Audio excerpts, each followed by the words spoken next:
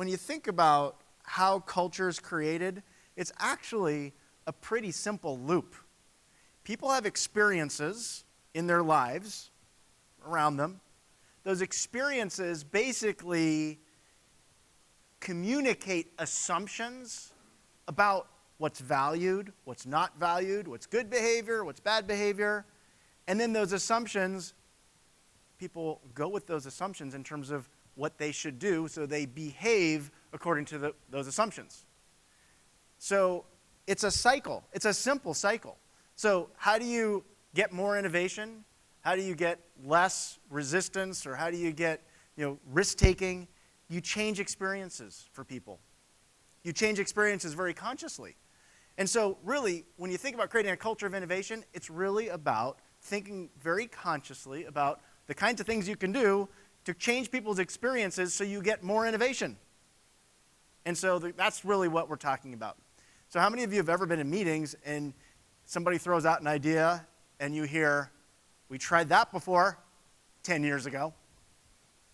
Well, we don't have time to innovate. Innovation's just not rewarded around here. Those are the things that shape assumptions about, do we really want ideas? Are we going to do anything with those ideas? And then shape behavior, because if you hear that over and over again, no one's even going to share an idea. So that's the kind of dynamic I'm talking about. Here's an example. Here's an example around how very subtle things can stifle innovation. And then I'm going to share with you the whole flip side around a whole bunch of things you can do to get more innovation. So I was working with a client.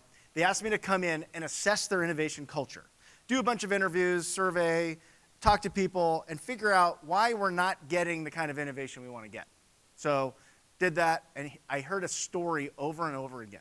One of the stories was, this was a company where people would go out and kind of in the field, they'd have to buy lunch because they'd be out all day, and then they'd come back and they'd submit, this is a real example, they'd submit a receipt for the ham sandwich they bought.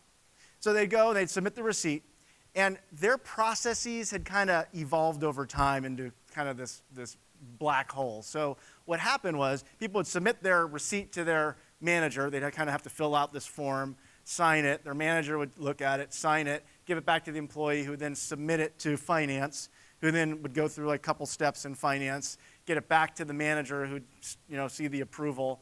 Then they'd hand it back to the employee, and the employee would then need to go to the petty cash person who was open for 1 hour a week so you get reimbursed for your ham sandwich. So that was just kind of, there's another term, it's just the way things are done around here. It was kind of accepted that that's just the way things were done around here. Well, the person who told me the ham sandwich story said to me, if I can't be trusted with getting reimbursed for a ham sandwich, why should I trust leadership with my ideas? So the ham sandwich reimbursement was getting in the way of innovation, basically, which kind of sounds silly, but those are the subtle little things that can get in the way of innovation. So the question is, how do you identify those things? And that organization dealt with it, and then is doing other things to get more innovation.